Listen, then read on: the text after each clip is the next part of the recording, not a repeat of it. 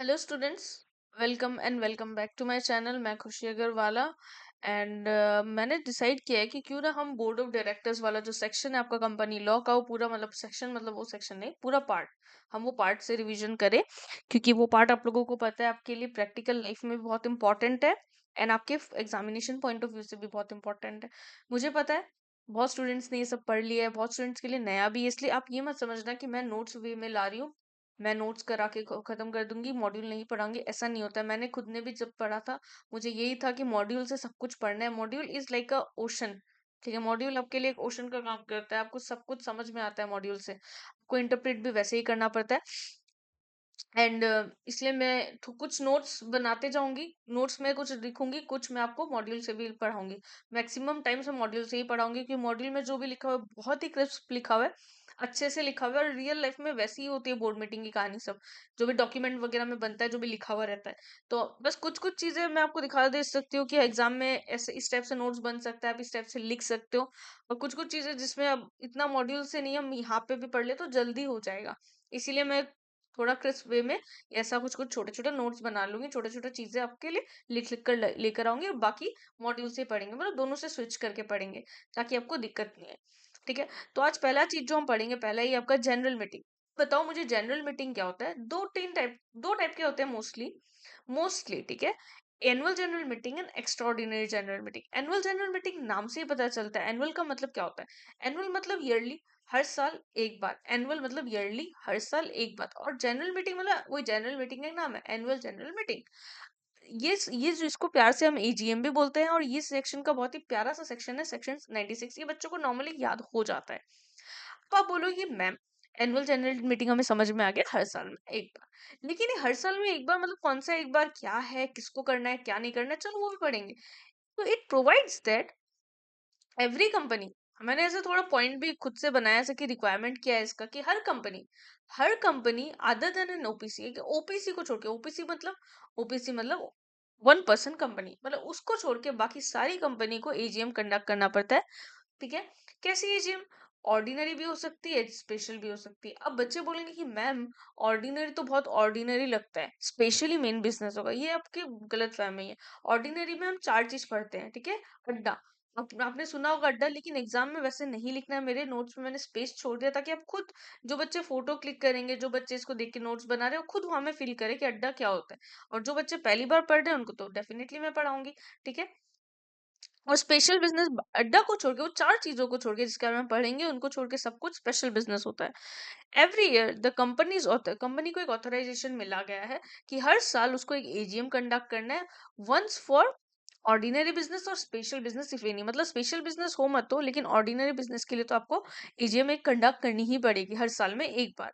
अगर company fail हो गया कंडक्ट करने में, तो क्या कंपनी का कोई भी मेंबर, एनी मेंबर, वो जा सकता है कंपनी के प्रेस्क्राइब्ड अथॉरिटी, जो हमारी अथॉरिटी है, अथॉरिटी के पास एनसीएलटी वगैरह, उधर जा सकता है। एंड वो बोल सकता है कि भाई एजीएम कंडक्ट करवाओ। और अगर वो लोग चाहे तो उन लोग एक एजीएम बुला सकते हैं। एजीएम कब हेल्ड होना चाहिए मैम? ये एक बहुत बड़ी कंसर्न है हमारे लिए। हर साल एक कैलेंडर ईयर। अब हम देखो, हम है कॉमर्स स्टूडेंट्स का ईयर ही मतलब अप्रैल से मार्च हम कैलेंडर ईयर को सिर्फ न्यू ईयर मनाने में ध्यान देते हैं कि नहीं। तो यहाँ पे क्या है, कैलेंडर ईयर और जनवरी से दिसंबर ही माना जाता है।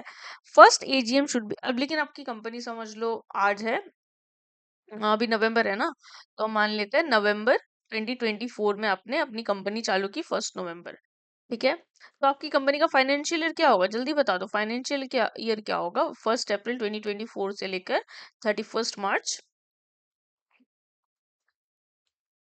2025। तो यहाँ क्या बोलता है, every first AGM should be held with in 9 months from the closing of the financial year. आप फाइनेंशियल ईयर जब क्लोज कर रहे हैं, वहां से 9 मंथ्स, मतलब फाइनेंशियल ईयर क्लोज यहाँ से हो रहा है, यहाँ से 9 मंथ्स के अंदर अंदर हो जाना चाहिए। 9 मंथ्स बोले तो, 9 मंथ्स अगर हम बोले तो दिसंबर 2025, तो इसके अंदर अंदर आपका हो जाना चाहिए एजीएम कंडक्ट। यहाँ पे एक और लाइन लिखा हुआ है, therefore it is not necessary to hold AGM in the year of its incorporation. इसका मतलब क्या है, कंपनी इनकॉर्पोरेट कौन सी ईयर में हो रही है? कंपनी इनकॉर्पोरेट कौन सी ईयर में हो रही है? कंपनी इनकॉर्पोरेट हो रही है नवंबर 2024। लेकिन हमें हमें एजीएम कंडक्ट कब करना है? Closing of the financial year, financial year close होने के 9 मंथ्स के अंदर अंदर करना है, तो 2024 में तो हमें कंडक्ट ही नहीं करना है। नहीं करने से भी होगा, नहीं करने से होगा, क्या करना ही नहीं है। तो इसका मतलब ये है कि कोई जरूरी नहीं है आप जिस ईयर में आपका आपका कंपनी इनकॉर्पोरेट हो रहा है उस ईयर में आप एजीएम रखे। एजीएम नहीं भी हो सकते उस ईयर में, ऐसे कोई बड़ी बात नहीं है। तो एग्जाम में ऐसा केस लो बन सकता है कि एक एक एक सीएस है, एक डायरेक्टर है, उसको इस चीज को लेके डाउट है, तो वो आपसे पूछ रहे हैं, तो आपको ये वाला प्रोविजन पूरा लिखना पड़ेगा कि उनको डाउट है कि हमारा तो इस ईयर में तो कोई एजीएम ही नहीं हो रहा, तो हमारे पर कोई पेनल्टी लगेगी क्या नहीं लगेगी, तो आपको पूरा ये लिखना है कि कहीं कोई पेनल्टी नहीं लगेगी, ऐसा ऐसा प्रोविजन है। और आप चाहे तो ऐसा एग्जाम्पल भी बना के लिख सकते हैं। ठीक है। सब्सिक्वेंट एजीएम्स और मतलब इसके बाद आप जब फर्स्ट आपका आप पुरानी कंपनी हो गए, 1 साल पार हो गया, अब उसके बाद की सारी एजीएम आपकी 6 मंथ्स के अंदर अंदर होनी पड़ेगी। 6 मंथ्स के अंदर अंदर होनी पड़ेगी। हम एलओडीआर का भी प्रोविजन पढ़ेंगे। ठीक है। मतलब रेलेवेंट फाइनेंशियल ईयर से 6 मंथ, लेकिन साल में एक बार एक होना चाहिए, जनवरी से दिसंबर, लेकिन फाइनेंशियल ईयर से 6 महीने बाद तक।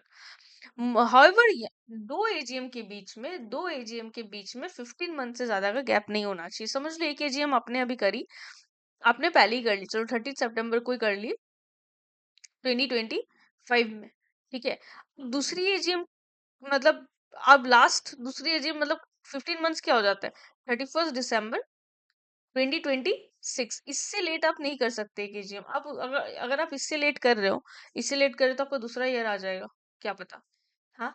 आप बोलेंगे मैम, मैम कोई कंपनी बहुत अच्छी है, बहुत ही अच्छी कंपनी है, वो 31 अगस्त को ही कर लिया, बोला पहले क्यों हम लोग लास्ट डेट तक रुके, क्यों हम लोग लास्ट डेट तक रुके, हम 31 अगस्त 2025 को ही कर लेंगे। तो फिर उनका डेट खत्म नहीं होगा, तो फिर उनका डेट खत्म नहीं होगा, तब तो उन लोग दिसंबर 2026 तक कर सकते, तो 13 महीने हो जाएगा। अरे नहीं मेरे बच्चों, ऐसा नहीं होता है। उनको नवंबर 2026 उनके लिए लास्ट डेट हो जाएगा। नवंबर 2026 उनके लिए लास्ट डेट हो जाएगा, क्योंकि दो एजीएम के बीच में 15 मंथ्स का गैप नहीं, 15 मंथ से ज्यादा का गैप नहीं होना चाहिए। Am I clear? ठीक है। एलओडीआर का कुछ प्रोविजन ये भी बोलता है, जो 100 लिस्टेड कंपनीज है, आपको पता है टॉप 100 लिस्टेड कंपनीज कैसे निकाली जाती है मार्केट कैप के अकॉर्डिंग। तो जो टॉप 100 लिस्टेड कंपनीज है उन लोग का एजीएम फाइनेंशियल ईयर क्लोज होने के सिर्फ 5 मंथ्स के अंदर अंदर हो जाना चाहिए। मतलब उनको 6 मंथ्स का टाइम नहीं मिलता है, उनको 5 मंथ्स का मिलता है। ठीक है। मतलब अगस्त में होना चाहिए उनका खत्म। अगर यहाँ में एक्सटेंशन का भी प्रोविजन है, अगर सपोज कोई कोई कुछ बात हो गया, आपकी कंपनी एजीएम कंडक्ट नहीं कर पा रही, कोई स्पेशल रीजन है, तो अगर रजिस्ट्रार चाहे तो, यहाँ पे बहुत इंपॉर्टेंट वर्ड लिखा हुआ है मे, तो रजिस्टर चाहे तो कोई स्पेशल रीजन देंगे तो 3 महीने का एक्सटेंशन आपको मिल सकता है। मतलब कि सितंबर लास्ट डेट है तो आपको दिसंबर तक आप कर सकते हैं, आपका अगस्त लास्ट डेट है अगर टॉप 100 लिस्टेड कंपनी है तो आपका नवंबर लास्ट डेट दे सकते हैं, 3 महीने तक का आपका एक्सटेंशन मिल सकता है। ठीक है। और ये कोई भी एक्सटेंशन फर्स्ट एजीएम के लिए आपको नहीं मिलेगा। फर्स्ट एजीएम तो 9 मंथ्स के अंदर अंदर है, उससे ज्यादा एक्सटेंशन देंगे तो हमारा नेक्स्ट ईयर आ जाएगा कि नहीं। अब एजीएम कहाँ होना चाहिए सब बच्चों को पता है। देखो बच्चे कंफ्यूज हो जाते हैं, बोर्ड मीटिंग, जनरल मीटिंग, या सबके बीच में एक्स्ट्राऑर्डिनरी जनरल मीटिंग, ये डेट सबका अलग अलग है। हाँ डे ये हो सकता है सब दिन except on A national holiday. इसमें नेशनल हॉलीडे के दिन तो एजीएम होनी ही नहीं पड़ती, क्योंकि एजीएम बड़े पैमाने में होते हैं, बहुत सारे शेयर होल्डर्स आते हैं, और नेशनल हॉलीडे में सबको अपना अपना काम रहता है। और टाइमिंग क्या है, 9 to 6 PM, 9 to 6 PM। अब बच्चे बोलते हैं कि मैम 6 PM हो गया, चलो चलो चलो चलो मीटिंग बंद करो, ऐसा नहीं होता है। कभी कभी मीटिंग थोड़ा लॉन्ग लास्टिंग भी जाता है, पर स्टार्ट उसी पीरियड में हो जाना चाहिए। और कहाँ होना चाहिए, जहाँ कंपनी की रजिस्टर्ड ऑफिस है वहां। तो मतलब आपकी रजिस्टर्ड ऑफिस है सामने, वहां कर सकते हैं, या फिर कोई भी जगह, कोई भी प्लेस, सिटी, टाउन, विलेज, कोई भी जगह आपका अगर रजिस्टर्ड ऑफिस सिचुएटेड है तो आप वहां कर सकते हैं। कोई जरूरी नहीं आपका रजिस्टर्ड ऑफिस मतलब मुंबई में है, तो मुंबई में ही करना है। अगर आपका रजिस्टर्ड ऑफिस पुणे में है तो पुणे में भी कर सकते हो। ठीक है। सेंट्रल गवर्नमेंट के पास पावर्स है, वो कोई भी चीजों को अपने अकॉर्डिंग ले सकती है। फिर क्या है, फॉर अनलिस्टेड कंपनी। अब भैया अनलिस्टेड कंपनी का एजीएम कहाँ होना चाहिए, अनलिस्टेड कंपनी का एजीएम इंडिया में कोई भी जगह हो सकता है, इररेस्पेक्टिव ऑफ एनीथिंग, बट उनको अपना इलेक्ट्रॉनिकली पहले एक अपना कंसेंट देना पड़ेगा पहले में। ठीक है। अब जो बात आई थी एजीएम का दो type, ordinary business, special business. Ordinary business क्या हो गया, अड्डा मैंने बोला था, यहाँ पे आप अपना गैप फिल करके लिख देना ताकि आपका एक अच्छा स्टार्टिंग का नोट्स बन जाएगा। स्टार्टिंग वाली चीज बच्चे पढ़ते भी नहीं है ज्यादा, पर इसी से कितने सारे क्वेश्चन भी बन जाते हैं। ठीक है। और स्पेशल बिजनेस, ये चार चीजों को छोड़ के जो भी बिजनेस होता है सब स्पेशल बिजनेस होता है। ठीक है। अब इसमें एक्सप्लेनेटरी स्टेटमेंट नहीं चाहिए, मतलब कोई भी आपका एक्सप्लेनेटरी स्टेटमेंट की इतनी नीड नहीं है। इसमें आपका एक्सप्लेनेटरी स्टेटमेंट का नीड है। पैनल प्रोविजंस मैंने लिखा नहीं है, आप इसका फोटो खींच लो, हम लोग और थोड़ा डिटेल में जाके बुक से पढ़ेंगे। आप इसका आराम से फोटो खींच सकते हो, खींच लो।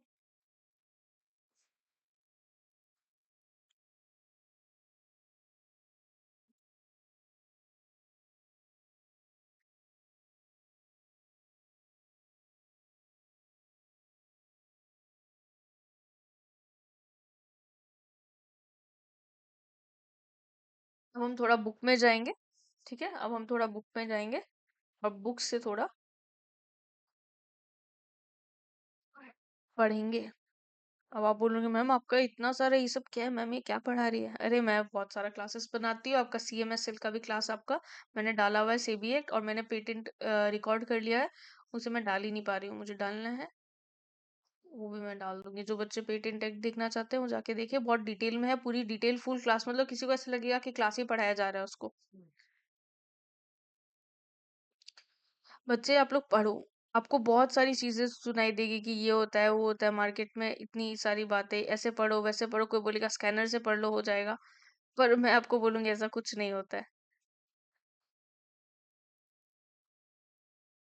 हाँ, आप बोलोगे मैम ये तो आपने पढ़ा लिया। अरे आपको क्या पता कि मैं भी पढ़ती हूँ कभी कभी, और मैंने एक स्टूडेंट को पढ़ाया भी था।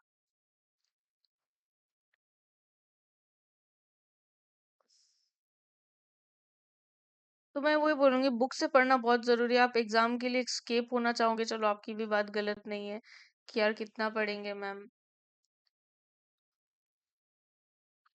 हम कितना पढ़ेंगे मैम, है ना, हमें भी तो जल्दी जल्दी पढ़ना है।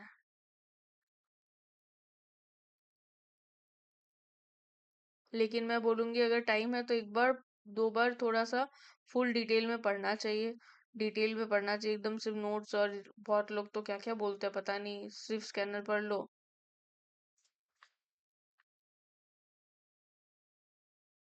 बात बन जाती है, कौन है वो लोग और कहाँ से आते हैं,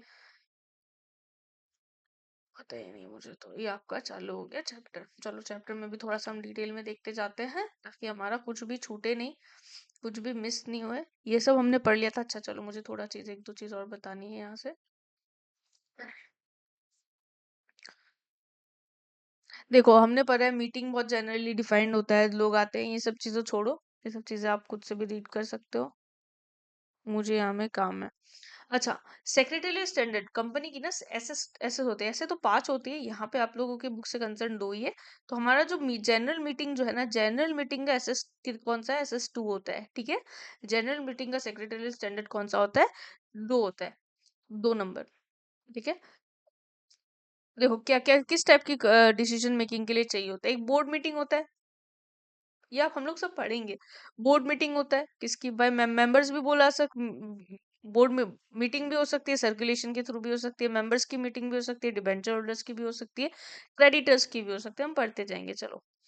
अभी हम देख रहे हैं मेंबर्स की मीटिंग, ठीक है। हम बोर्ड मीटिंग तो आपका अलग है, वो हम अलग में देखेंगे।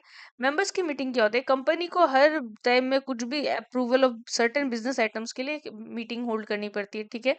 अब देखो मीटिंग कितनी टाइप की होती है, annual general meeting, extra ordinary, class meeting, ठीक है। एक और हम देखेंगे, आपके बुक में दिया हुआ है।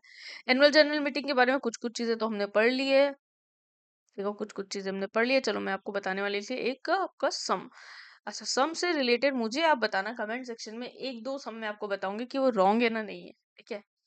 बताना, आप भी स्मार्ट हो। Mister XYZ limited was incorporated on 10th December 2018। 10 दिसंबर 21 कंपनी है। Financial year of that company कौन सा होगा, आप खुद बोलो। आप चलो ये इसको सॉल्व कैसे करेंगे, आपका जब भी क्वेश्चन आता है आप क्वेश्चन पेपर में फटाफट लिखो। इनकॉर्पोरेटिंग का डेट क्या है, 10 दिसंबर 2018, तो फाइनेंशियल ईयर क्या होगा कंपनी का, 1 अप्रैल 2018 से मार्च 31 2019, ठीक है, ये हो जाएगा।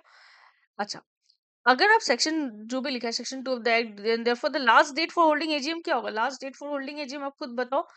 जो आपका क्लोजिंग फाइनेंशियल ईयर है फर्स्ट कंपनी के लिए, अभी हमने पढ़ा था 9 मंथ्स के अंदर अंदर होना चाहिए, राइट। तो 9 मंथ्स के अंदर अंदर लास्ट डेट आपका क्या हो सकता है, 31 दिसंबर। 2019। वेरी गुड, इन्होंने भी ये लिखा है, यहाँ पे भी इन लोग सही है। फिर next, if A company was incorporated on 10th April 2018, 10th अप्रैल 2018 में आप इनकॉर्पोरेट हुए, आपको फर्स्ट फाइनेंशियल ईयर कब खत्म होगा? 2019 में। 2019 में आप अप्रैल में आए तो फाइनेंशियल ईयर तो 2019 में मार्च में होगा। ठीक है, तो लास्ट डेट कब होगा आपका? दिसंबर ही होगा 2019। ठीक है, in this manner almost 21 days elapsed। ये लोग ने कुछ भी लिखा है, ये आप मत ध्यान दीजिए। 21 डेज, अच्छा ठीक है, ये भी मैं समझा देती हूँ। ऑलमोस्ट 21 मंथ्स आपका खत्म हो गया। आप कैसे हो गया मैम 21 मंथ्स खत्म?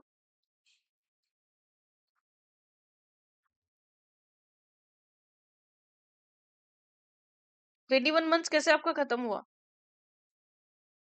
बताओ? कंपनी ने कब किया? कंपनी इनकॉर्पोरेट कब हुई है? ये मेरा क्या हो रहा है?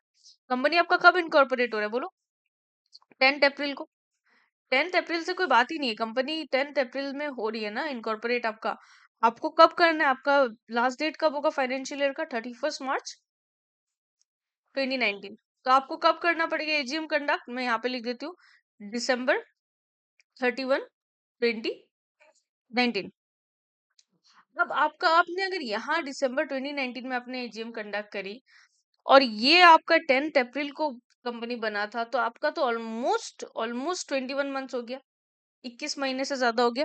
ठीक है, द कंपनी, अब देखो, and the date of the, in this case the company need not hold any AGM in the meeting of the fair। obviously ये बस कितना भी मंथ से lapse हो, आपको फर्स्ट कंपनी है, फर्स्ट टाइम इनकॉर्पोरेट हो रही है, तो मार्च से आपको 9 मंथ्स के अंदर अंदर ही करना है। ये भी क्वेश्चन सही था। अब ये क्वेश्चन बहुत अटपटा, बहुत वियर्ड और बहुत ही मुझे अजीब लगा, तो आप बताना अगर मैं भी रॉन्ग हूँ तो। ABC company it is incorporated in August 2021, अगस्त 2021 में हुआ है, तो इसका फाइनेंशियल ईयर क्या होगा? बता दो मुझे जल्दी जल्दी, फाइनेंशियल ईयर क्या होगा इसका? बताओ बताओ बताओ, अपने कॉपीज में आप लोग लिख भी सकते हो। इसका फाइनेंशियल ईयर क्या होगा? फाइनेंशियल ईयर होगा मार्च, हाँ अप्रैल 20, मार्च 2019। 2021 में हुआ है ना, चलो मैं ज्यादा इसको इरीज नहीं करती हूँ, फिर टाइम जाएगा हमारा। कंपनी बनी है आपका अगस्त 2021 में, तो इसका फाइनेंशियल ईयर कब एंड होगा? मार्च 2022। ठीक है, तो इसका एजीएम कब कंडक्ट हो जाना चाहिए? 31 दिसंबर 2022। और कुछ कंपनी नहीं लिखा है, normal company ABC company limited ही है। ठीक है, फर्स्ट एजीएम इन्होंने लिखा है 30 सितंबर 2022। क्यों? और भी इन्होंने आगे भी लिखा है, तो ये आप मुझे बताना है, इफ आई एम रॉन्ग। ठीक है, मैं भी गलत हो सकती हूँ। हमेशा याद रखो, पहला जो मतलब जो बल्क में नहीं पढ़ा रहे, कोई भी इंसान पहली बार कोई चीज कर रहा है तो उससे गलती हो सकती है। मैंने ऑलरेडी कुछ स्टूडेंट्स को पढ़ाया है, बट ठीक है, मैंने ऐसा बल्क में इतने यूट्यूब में डायरेक्ट ऐसा कोई वीडियो नहीं डाला, तो मे भी मुझसे भी गलती हो सकती है। ठीक है, तो कभी कभी हमें थोड़ा वो देना चाहिए, इंसान को सांस लेने की हिम्मत। ठीक है, फिर ये भी वाज इनकॉर्पोरेट अगस्त 2020 में इनकॉर्पोरेट हुआ है। अब आप बोलोगे कि मैम उस टाइम में तो कोविड ईयर था, ठीक है, वो भी देख लो। तो इसका 2021 जून 2022 में क्यों होगा? कोविड के कारण कुछ हुआ होगा तो इसलिए लिखा होगा, ये तो फिर भी समझ में आता है, कोविड का रीजन हो सकता है यहाँ पे। ठीक है, आप अपना कंसेप्ट को मत जाने, तो मेरा बोलने का वही मतलब, और अगर मैं रॉन्ग हूँ तो आप प्लीज मुझे राइट करना, मैं हमेशा लर्न करने के लिए रेडी रहती हूँ। अब एक्सटेंशन हमने पढ़ लिया था। अभी हमें एक क्वेश्चन भी बोला है, गैप बिटवीन टू, ये मैंने बोला ना 15 मंथ्स का गैप के बीच में ऐसा क्वेश्चन, इस टाइप का क्वेश्चन आता है आपके बुक में, आराम से दिया, आप जस्टिफाई कर सकते हो, इसमें कोई दिक्कत की बात नहीं है। फिर डे डेट एंड टाइम हमने पढ़ लिया था। ये हो रहा है हैंग, जब हम अच्छे काम करते हैं ना, कभी कभी कुछ कुछ रुकावट आती है। अभी देखो इतना फ्रीली आपको सब कुछ मिल रहा है, और आपका ये रहा नेशनल हॉलीडे, आपको पता ही क्या क्या होता है, republic day, independence day, Gandhi Jayanti, सबको बोलता है सेंट्रल गवर्नमेंट चाहे तो किसी चीज को भी डिक्लेयर कर सकता है। अब देखो, इन case of A government company, AGM shall be held at its registered office और सम अदर प्लेस जहाँ पे सेंट्रल गवर्नमेंट का अप्रूवल चाहिए होगा। ये याद रखना, बच्चे क्या करते हैं, नॉर्मल कंपनीज का याद रखते हैं, सेंट्रल गवर्नमेंट को फुईफी करते हैं, लेकिन सेंट्रल गवर्नमेंट का क्वेश्चन अगर बन गया तो उनकी फुईफी हो जाएगी। Accordingly there is no need of central government approval if a government company is holding its AGM. अगर सेम ही AGM within the company, within the city village जहां पे आपका रजिस्टर्ड ऑफिस है, अगर आप वहीं पे एजीएम कंडक्ट कर रहे हो तो सेंट्रल गवर्नमेंट का अप्रूवल का भी नीड नहीं है। सेक्शन 8 कंपनी का क्या है, time date place of each AGM are decided upon before hand by the board, board पहले डिसाइड करेगी, having regard to the directions if any given in this regard by such company.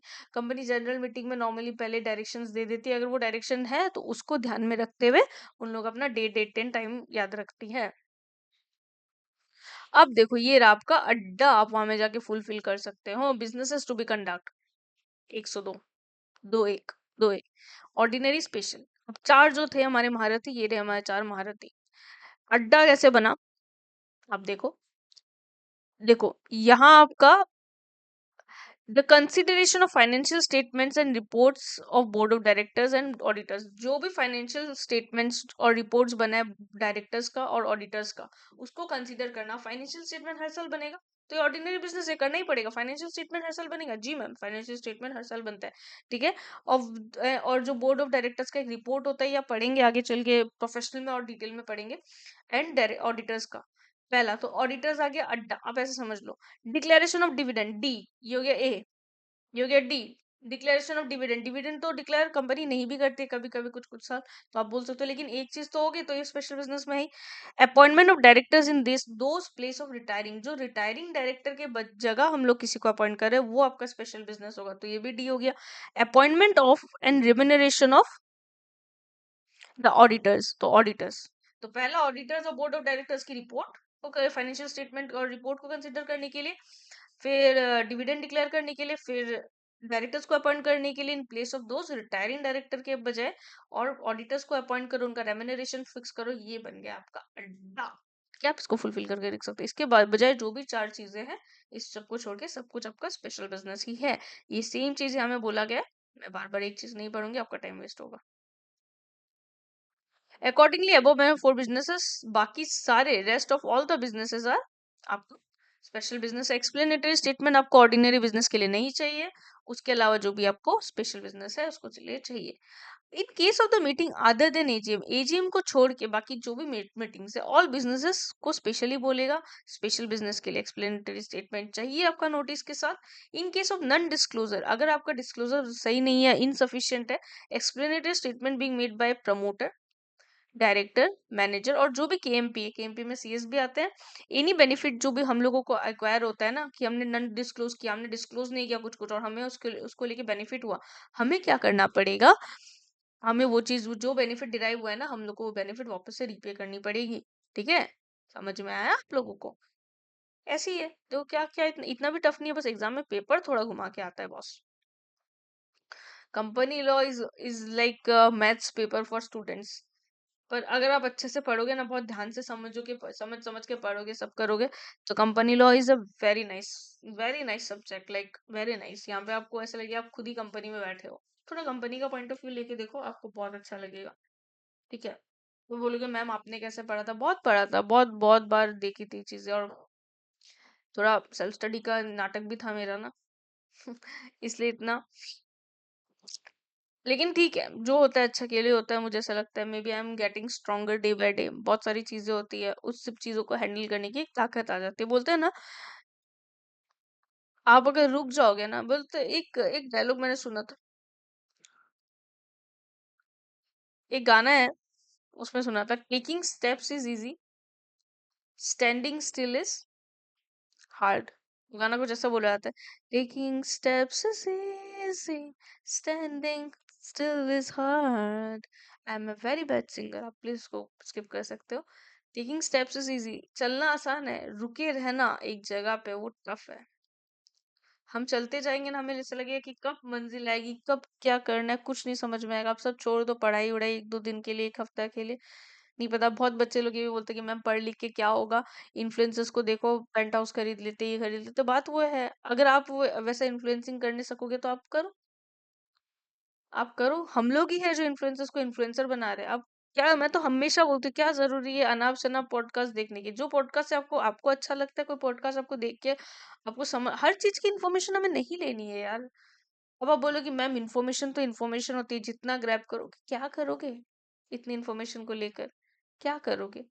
आपको special कुछ आपका कुछ है, ठीक है। आप अपना फ्री टाइम में कोई चीज, आपको समझ लो किसी को ज्योग्राफी पसंद है, तो ज्योग्राफिकल टाइप की वीडियोस देख लो। किसी को हिस्ट्री पसंद है, हिस्ट्री। किसी को एंटरटेनमेंट, ऑब्वियसली किसी को कॉफी विद करंट टाइप की चीजें पसंद है, तो आप वो देखो ना आपको। लेकिन हर पॉडकास्ट में जाके हर चीजों के बारे में देखना, किसी को प्लेन्स के बारे में पसंद आता है वो देखो, किसी को क्राइम इन्वेस्टिगेशंस अच्छा लगता है देख के, ट्रू क्राइम स्टोरीज देख के थोड़ा मजा आता है, तो वो सब देखो। आपको हर चीज आपको अपने गले के अंदर नहीं उतारनी है, ठीक है। तो अब लोग बोलते हैं ना कि इन्फ्लु, तो आप भी बनो, सकते हो, हर कोई कर सकता है, हर कोई कुछ ना कुछ कर रहा है। ठीक है, हम ही लोग हैं जो देख रहे हैं। और मुझे तो पता नहीं कि हम लोग कब ये शॉर्ट्स रील्स ये सब देखना बंद करेंगे। फ्री टाइम है ये करो, अरे फ्री टाइम है तो कुछ कर लो। मैं नहीं बोलती हूँ कंप्लीट डिसोसिएशन होगा, कभी कभी थोड़ा अच्छा भी लगता है, कुछ कुछ शॉर्ट्स देख के, कुछ कुछ वीडियोस देख के अच्छा भी लगता है। तो ठीक है, लेकिन कभी कभी कुछ कुछ कोई कोई टाइम में दिन में आधा घंटा, ना कि पूरे 24 घंटा में उठने से, सुबह उठते से देखो करो। डिसोसिएशन खत्म हो गया। लोग डिसोशिएट होते हैं। अब जब मैं पढ़ रही थी तो मैं क्या करती थी, मैं सुबह उठ के ना, धूप रहता था, धूप में थोड़ा सा आँख खोलती थी, फिर जाके गर्म पानी भी पीती थी, गर्म पानी पिया 2 गिलास, हाथों हाथ पढ़ने बैठ जाती थी, फ्रेश होती थी, पढ़ने बैठती थी। फोन यूज ही नहीं, क्यों, मुझे पता था फोन यूज करूंगी ये चलेगा चिंग चिंग चिंग, पर मुझे पता है ना रिजल्ट डेट तो आएगा। और मैं इन्फ्लुएंसर नहीं बन सकती, मैं वैसा इन्फ्लुएंसर जो बनते हैं वैसा नहीं बन सकती। हाँ, मैं यूट्यूब में आप लोगों के लिए अभी मेरे पास टाइम है, मैं आराम से वीडियो बनाऊंगी, आप लोगों को इन्फ्लुएंस करूंगी कि आप ऐसे पढ़ो वैसे पढ़ो, ये जरूर कर सकती हूँ। लेकिन मुझे पता था मेरा वैसा इन्फ्लुएंसर बनने का, मेरा नहीं है वो। ठीक है, तो जिस चीज में आप ठीक हो, आप उस चीज में आपको आगे बढ़ना है ना। सभी इन्फ्लुएंसर बन जाए, आपको नहीं पता कि उस राह में भी क्या चैलेंज है, आपको भी नहीं पता कि इन्फ्लुएंसर के जब कैमरे बंद होते हैं तो क्या होता है। सबकी लाइफ में चीजें तो है ही ना, कभी उनसे पूछना बैठ के, उन लोग आपको बताएंगे कि कितना आसान है। हमें दिख रहा है ऑब्वियसली उन लोग हमसे ज्यादा अर्न कर रहे हैं, नो डाउट, ये सबको एक बार फील आती है। लेकिन अगर आपको लग रहा है आप नहीं सकोगे तो आप इधर ही ध्यान दो भाई, है ना। आपका जो फोटो है आप उसमें ध्यान दो भाई। आपसे कुछ नहीं हो रहा है तो आप फिर ठीक है, आपसे जो होगा आप उसमें जाओ। हमेशा आपको, हमेशा अपनी चीजों को आपको स्क्रॉल करते रहना चाहिए। वही मैंने बोला ना, स्टैंडिंग स्टिल इज हार्ड। रुको मत, चलते जाओ, जो समझ में आ रहा है करते जाओ। ठीक है, तो चलो, बहुत सारी बातें हो गई, स्किप कर सकते हो आप इसको। वह directors of the company had failed to hold AGM conduct करने भूल गए, केस है for company for several years, बहुत सारे टाइम में, 2015-16 में, 8 से 18-19, मतलब 4 साल ऑलमोस्ट। एंड दस फेल टू कंप्लाई प्रोविजंस 96, तो गयो पेनल्टी उन पे इम्प्रूव इम्पोज होगी डायरेक्टर्स पे फॉर नॉन कंप्लायंस। ये एक Sulochana Gupta versus RBG enterprises का था, एनसीएलटी ने ये बताया था, ये हेल्ड किया था। Where there was non compliance of certain provisions हुआ एजीएम कंडक्ट करते वक्त, same amounted to an act of, वो ऑपरेशन एंड मिसमैनेजमेंट भी हो सकता है, क्योंकि उन्होंने किसी को ऑपरेस तो किया ही है ना। एनसीएलटी ने बोला ये ऑपरेशन एंड मिसमैनेजमेंट में डाल दो इसको। Ram Prasad Dalmia versus the board of directors, उन्होंने बोला होगा कि भाई ऑपरेशन हुआ है हम लोगों के ऊपर, ऑपरेशन एंड मिसमैनेजमेंट, ये आपको आराम से थोड़ा और अच्छा से आपको प्रोफेशनल में मिलेगा। वो सब्जेक्ट तो आपका है नहीं। Where server company stated that due to server crash हो गया कंपनी का, अच्छा से देखना, at registered office in India which was link to main server in US, US में जो लिंक था वो टूट गया इंडिया का। Applicant companies account could not be finalise and therefore the companies AGM could not be held on time. Server टूट गया इसलिए एजीएम नहीं हो पाया, बातें नहीं हुई। तो ROC stated that this violation could be compounded by levying compounding fee, आपको कंपाउंडिंग का वो, जो बच्चे पढ़ रहे हैं, कौन सा आपका सब्जेक्ट था ना, वो ईपीसीएल ना किसमें, हमारा ईबीसीएल था, उसमें कंपाउंडिंग का बहुत कुछ है। आपसे अगर कुछ गलती हुई है कुछ टाइम है, ऐसा नहीं कि हर गलती में आप बोल दो, कन्फेस कर दो अपनी गलती, तो कंपाउंडिंग करके आपको माफ किया जाता है। The tribunal directs the company and the directors to pay the compounding fee, आपको वो जो आपकी गलती है आप जाके करो, आपके ऊपर कोई ऐसा पेनल्टी बोल के ऐसा नहीं लगेगा आपके ऊपर कोई, आप इतना बदनाम कंपनी नहीं बनोगे इन शॉर्ट। अब पेनल्टी की, अगर एजीएम में आप कुछ भी डिफॉल्ट किए, if any default is made in complying और holding a meeting, the company आ जाओ, the company and every office and बोला every officer of the company जो भी डिफॉल्ट में shall be punishable with fine, which fine कितना हो सकता है, 1 लाख रुपया। And in case of default with further, अगर डिफॉल्ट भी हुआ, कंटिन्यूइंग डिफॉल्ट भी हुआ, आपका डिफॉल्ट चलते ही जा रहे, चलते ही जा रहे, रुक ही नहीं रहे, 5,000 रुपीज फॉर ईच डे, जब तक आपका डिफॉल्ट चलेगा। गए हो 1 लाख रुपया और 5,000 हर महीने, हर दिन। Section 97 provides that if any default is made in holding the AGM of a company, ये था कंप्लाइंग और होल्डिंग दोनों था, any member of the company में मेक एन एप्लीकेशन, ट्रिब्यूनल के पास जा सकते हैं कि एक एजीएम करो, एंड गिव सच एंजल, अपना डायरेक्शन ट्रिब्यूनल दे सकता है, हो सकता है। सच डायरेक्शंस में include direction that one member of the company present, वो भी कंसिड्यूट कर सकता है मीटिंग, अगर उसको लगा कि भाई गफला है, इन लोग बार बार बोलते हैं कि आदमी नहीं आ रहे, कोरम नहीं बन रहा है, ये नहीं हो रहा है, वो नहीं हो रहा है, पर अगर आप चाहे तो भाई जाके देखो, कोरम की नीड ही नहीं है इतनी।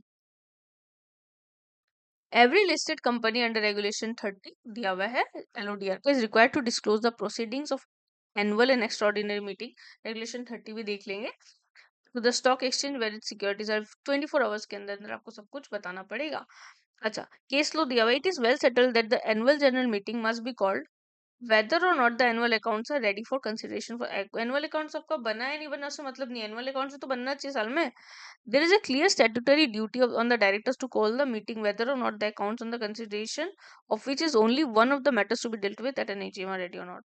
अगर आपका बाकी अड्डा में और कुछ नहीं है, सिर्फ अकाउंट्स को कंसिडर करना है, तो भी आपको एजीएम बुलाना पड़ेगा। वो रेडी नहीं है तो भी आपको एजीएम बुलाना पड़ेगा। मतलब इन शॉर्ट आप रेडी करके रखो, ठीक है। आपका ऐसा स्टेप से केस लो बन सकता है, आपको भी पता है सब बात। पेपर तो देखते होगे ना, पेपर देखा है ना, नहीं बताया। गाइडलाइन आंसर्स हमेशा देख के जाओ, गाइडलाइन आंसर्स हमेशा प्रैक्टिस करके जाओ। ये रामबाण है guideline answer, guideline answers.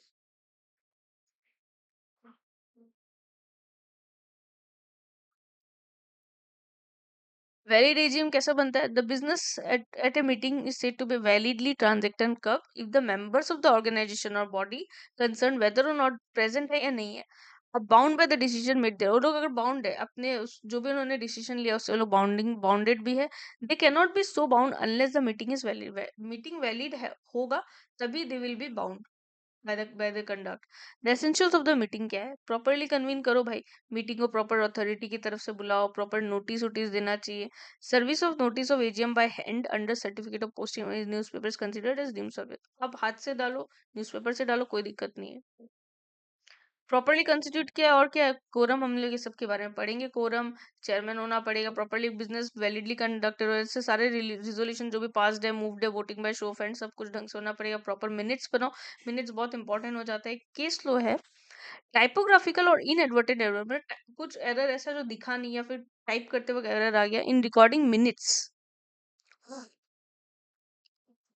Of the meeting which is rectified subsequently, मतलब हाथों हाथ सही भी कर दिया गया, can not be termed as an offence under provision. ये टाइपोग्राफिकल एरर तो आप हमने पढ़ा भी है पहले भी, उषा मार्टिन टेलेमेटिक्स के केस में हुआ था। एक मेयरली एक टाइपोग्राफिकल, आपने ये पढ़ा नहीं है ना हमारा, आपको मिलेगा भी नहीं है। हमारा प्रोफेशनल में एक एमसीएस करके एक सब्जेक्ट था ओपन बुक, उसमें ये था उषा मार्टिन का केस, उषा मार्टिन टेलेमेटिक्स, ठीक है। टेलेमेटिक्स का एक केस था रजिस्टर ऑफ कंपनीज के साथ था। तो रजिस्टर ऑफ कंपनीज ने बोला था कि एक टाइपोग्राफिकल एरर हो गया है, तो ये मतलब गड़बड़ है, ये वैलिड एक ऑफेंस हो गया कंपनीज एक्ट का। तो फिर हाई कोर्ट ने उनको बोला था कि देखो गलती हो गई टाइप करते हो, क्योंकि इतना लगातार लगातार टाइप होगा तो उसको हम लोग एक मेयरली टाइपोग्राफिकल एरर को आप एक ऑफेंस नहीं बोल सकते, ठीक है। एक जस्ट एक पता ही चल रहा है on the face of it, it is like on the face of it, ये पता ही चल रहा है कि एक टाइपोग्राफिकल एरर है, तो आप उसको एक ऑफेंस का नाम नहीं दे सकते। तो आज ये रहा एजीएम। अभी आप बोलोगे कि मैम एजीएम पूरा कहाँ हुआ? एजीएम में तो बहुत सारी अभी जाभी चीजें, ठीक है, हम लोग सब पढ़ेंगे। मैं बस शॉर्ट शॉर्ट वीडियो बनाऊंगी ताकि आप एक एक बार देखते जाओ। एजीएम हो गया, ठीक है, अब आगे हम बढ़ते जाएंगे। अगर ये कम है तो ये भी देख लेते हैं हम, क्या ही जाएगा। हाँ, ईजीएम में थोड़ा सा आराम से करा दूंगी, रिक्विजिशन ये सब है तो ईजीएम करा के हम लोग आगे बढ़ते जाएंगे। नोटिस वोटिस क्या सब देखेंगे, ठीक है। तो आज मैं यहाँ रखूंगी, नेक्स्ट क्लास में थोड़ा और बढ़ेंगे, छोटे छोटे छोटे छोटे वीडियोस बनाऊंगी, ज्यादा ज्यादा टाइम का नहीं। तो आप आराम से देखते जाओ देखते जाओ देखते जाओ आपको। और अगर किसी को है, कोई स्टूडेंट ये देख भी रहा है, तो वो अगर मुझे बोले कि मैम आप एक ही वीडियो में बनाया करो, हमें अलग अलग वीडियो नहीं देखना है, तो ठीक है, एक ही वीडियो में बनाऊंगी। और मैं इसका प्लेलिस्ट बना दूंगी, कंपनी लॉ का और सीबी एक्ट का भी प्लेलिस्ट बना दूंगी, सीएमएसएल का भी, ठीक है। तो आप आराम से मजे करो, कोई डाउट होगा मुझे पूछना, और हाँ वो वाला कमेंट करके बताना उसमें क्या गड़बड़ है, नहीं है, ठीक है। तब तक के लिए मिलते हैं, मैं इसको अच्छे से आपका डाल देती हूँ यूट्यूब में। Bye bye, take care and be happy, stay healthy and wealthy, and healthy रहोगे तो भी वेल्दी रहोगे। Health is wealth. चलो, बाय बाय।